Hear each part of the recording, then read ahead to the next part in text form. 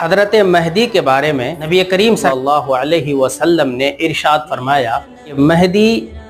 میری نسل سے ہوں گے اور فاطمہ کی اولاد میں سے ہوں گے۔ ابو داؤد کی حدیث ہے 4284،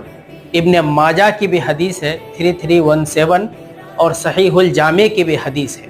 یہ شکیل جو اپنے بارے میں کہہ رہا ہے کہ میں مہدی ہوں، نعوذ باللہ، اب آپ اس کا نام و نسب دیکھیے۔ اس کا نام ہے شکیل احمد خان، اس کے باپ کا نام ہے احمد حنیف خان، اور اس کے باپ کا نام ہے بشیر خان، وحید خان، واحد خان، مصاحب خان، اکبر علی خان، غلام رسول خان، عثمان خان۔ یہ پورا سلسلے نسب دیکھتے ہیں تو اس سے سمجھ میں آتا ہے